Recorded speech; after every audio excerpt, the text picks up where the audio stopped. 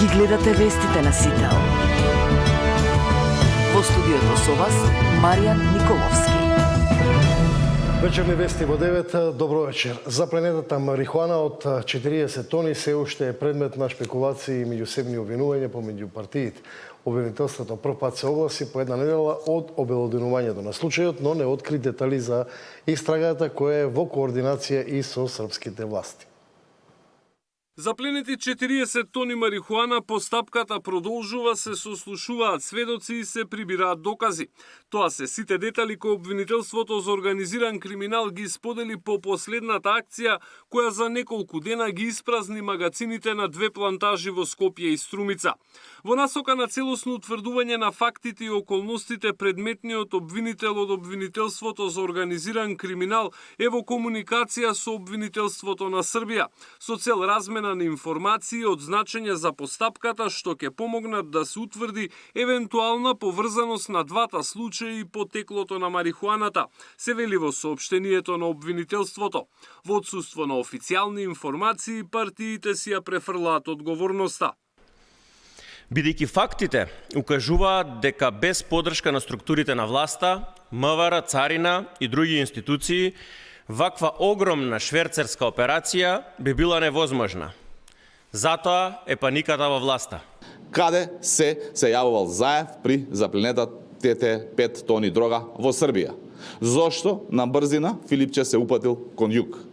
Случајот ќе биде комплетен само ако јавното обвинителство ги истражи сите аспекти, меѓу кои и поврзаноста на Заев и Филипче. Премиерот Мицкоски вчера откри дека еден поранешен министер спротивно на законот го изменил правилникот за начинот на одгледување на марихуаната.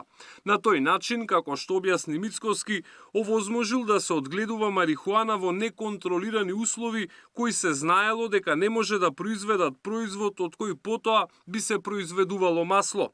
Марихуаната потоа се криела во отпадот и се изнесувала од плантажите.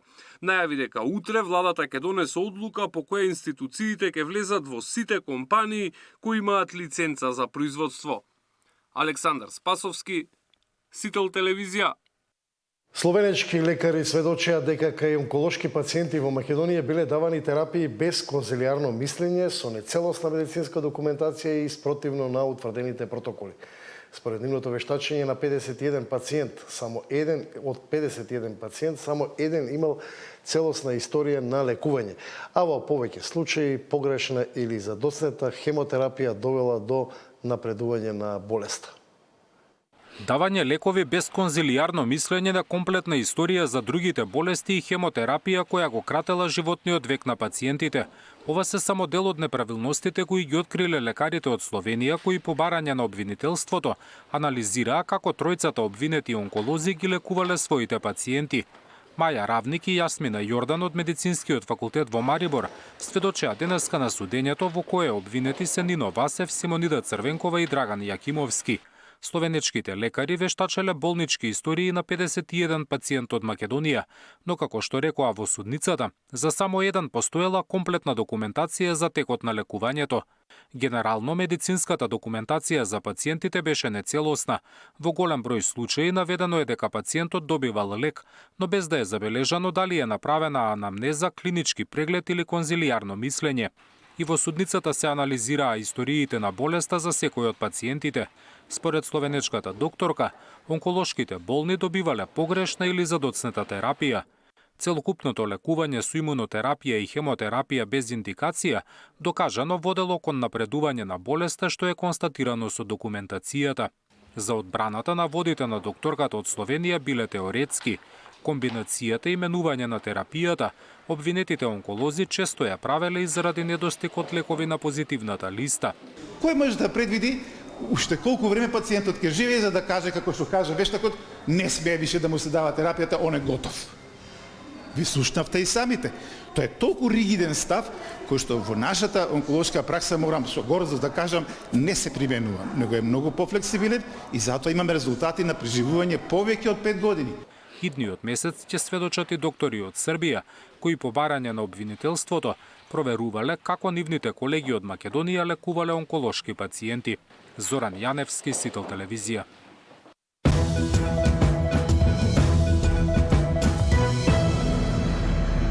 Законот за високо образование објавен на ЕНЕР, со него Министерството за образование тврди дека ќе постигне повисок квалитет во образованието и ќе го трасира патот до Шангајската листа.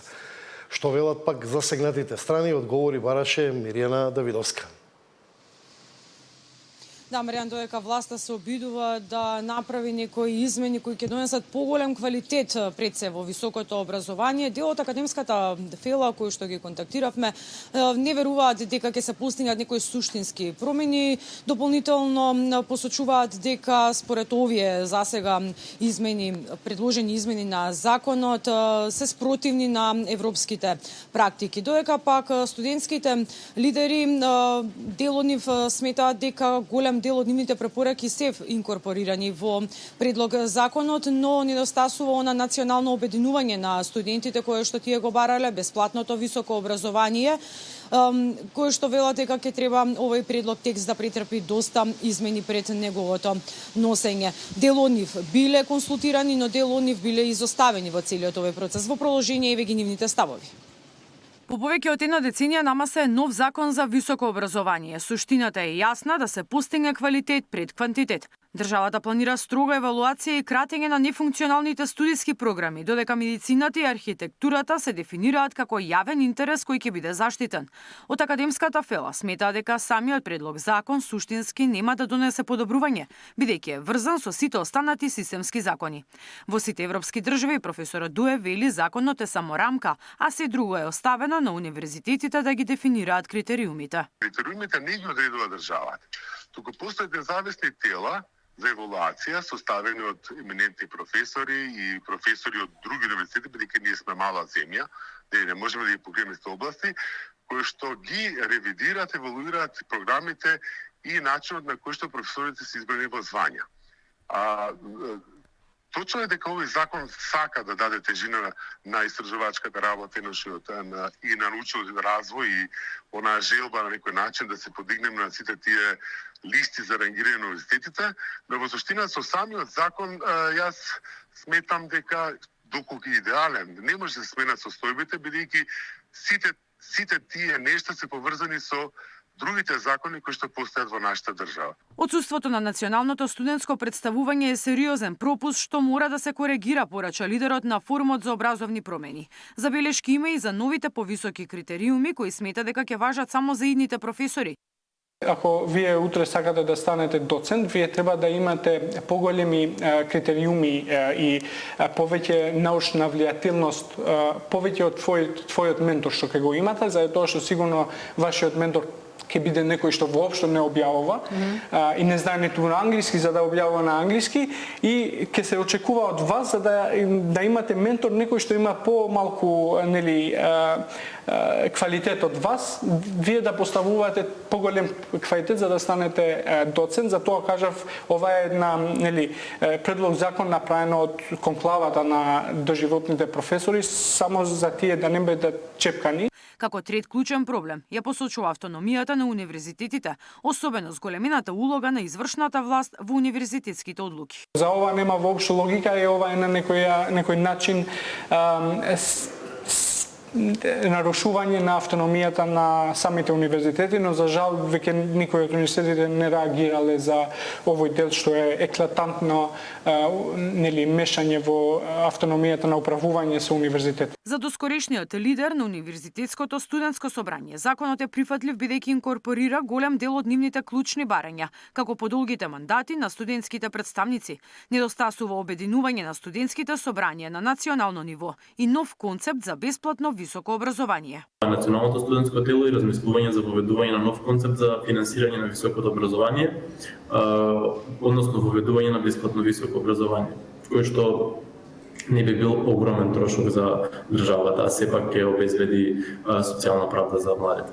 Во делот исто така на дигитализација и интернационализација се направени одредени чекори, но сметам дека по носење на законот стратешки треба да се фокусира Министерството заедно со универзитетите за подобрување на условите за интернационализација, привлекување на поголем број на странски студенти, но и во делот на автономијата на универзитетите. Најавени се јавни расправи за законот и работни групи формирани од МОН. Законот треба да биде изготвен до 26 февруари, пошто ќе се најде на комисиска расправа пред пратениците. Мирјана Давидовска, Сител телевизија.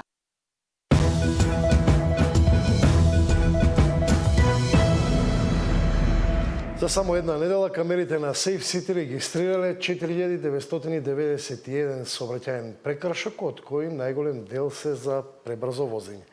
Во истиот период во рамки на дозволеното стапување биле толерирани над 22.000 возила. Safe City системот функционира веќе една недела. Камерите покажаа дека најчестиот прекршок кој го прават возачите е токму возењето со брзина над дозволената. Во ова една недела полицијата напишала близу 5000 казни, од кои дури 4674 се казни за оние возачи кои што возеле со брзина над дозволената. Доколку возачите не сакаат да плаќаат казни кои се движат од 15 па се до 500 евра, ќе мора да ги почитуваат новите правила. Во град дозволената брзина е до 56 км на час, додека пак на автопат полицијата ќе толерира ако возите 12 км на час над дозволеното. На црвено поминале 163 возачи, додека пак сообраќајната им била истечена на 154, зашто полицијата ги казнила. Но сепак над 22.000 возачи поминале само со предупредувачка СМС порака од полицијата дека возат над дозволената брзина, но во оние рамки каде полицијата ги толерира, а не ги казнува. За една недела откако функционира Safe City, полицијата одзела дури 41 возило. Од МВР објаснува дека возилата се одземаат по насока на јавен обвинител. Полициските службеници го одземаат возилото по насоки на јавен обвинител, а натамошната постапка е во надлежност на обвинителството и судот. Возилата се одземаат согласно членовите 297, 297А и 300Б од Кривичниот законник. Инаку, според новите измени на Кривичниот законник, за безобзирно управување со возило, односно под дејство на алкохол од најмалку 1,5 промили или под дејство на психотропни супстанци, возење во забранет правец или возење со брзина над 70 км на час над дозволената, представува кривично дело за кое е предвиден затвор до 3 години или парична казна. Претходно се третираше како прекршок, сега како кривично дело, според кое МВР автоматски има можност да го одземе возилото, додека пак во судска постапка може и трајно да биде одземено. Тамара Дичевска, Сител телевизија. За само утре ќе го блокира собранието, пратениците на работа ќе мора да одат пешки. Блокадите почнуваат од 9 часот со барање за минимална плата од 600 евра и намалување на функционерските плати за 80%. Пратениците се уште се прават глуви и слепи на иницијативата на Сојузот на синдикатите на Македонија за зголемување на минималната плата и за зголемување на останатите работнички плати за најмалку 6000 денари, но пратениците се прават глуви и слепи за последната иницијатива на Сојузот на синдикати на Македонија за намалување на нивните плати за 80% или да си ја намалат основицата за пресметка на платите од просечна на минимална плата, да дојдат и тие на минималец, па потоа да зборуваат колку е добро со минимална плата да се живее во Македонија, како и да ги намалат нивните коефициенти на сложеност. Јавно ги прашуваме како ќе биде уставно и законски да ги намалат процентите, односно коефициентите на сложеност на нивните плати за 9,2%, а да не ги намалат за 80%. Како 9% ќе биде уставно и законски, а 80% е неуставно и незаконски. Утре синдикатот НУПЛС се разбира дека ќе биде во првите редови заедно со претседателот Трпе Дејановски и ќе даваат поддршка од една причина. Основна компонента на платите во управата и правосудството е минималната плата. Доколку минималната плата се зголеми за 200 евра, нивните плати ќе се зголемат за 200 евра. Цените на храната на светските пазари се на најниско ниво од 2023 година. Но во Македонија поевтинување за сега нема. Цените на храната во светот на најниско ниво од 2023-та. Кај нас остануваат непроменети. Организацијата за храна при Обединетите нации објави дека 5-ти месец поред храната поевтинува, а најголем пад во јануари е регистриран кај цените на млекото и млечните производи. Пониски цени ФАО објави кај шеќерот и месото, додека кај житарките има незначителен пораст од 0,2% поени. Поевтинување кај нас нема да има. Можни се повисоки цени поради притисокот за зголемување на платите, велат од бизнисот. Работници нема, платите постојано растат, а со тоа им се зголемуваат трошоците за производство. Притисокот кој што ќе дојде до сите компании, бидејќи овде не се работи само за растот на минималната плата. Тоа е малку една илузија, а притисокот ќе биде на сите други плати во компаниите. На крај на денот ќе се дојде во сама позиција да компаниите во не може да го издржат притисок за раст на платите, директно и конкретно ќе ги покачат цените. А тоа пак директно ќе алудира на зголемување на процент на инфлација. Колку се зголемени трошоците за живот во јануари, статистиката ќе објави крајот на неделава. Вообичаено инфлацијата се објавува на 7 или 9 во тековниот за претходниот месец, но државната статистика вела дека поради промена на методологијата за пресметка, бројките ќе ги објават подоцна.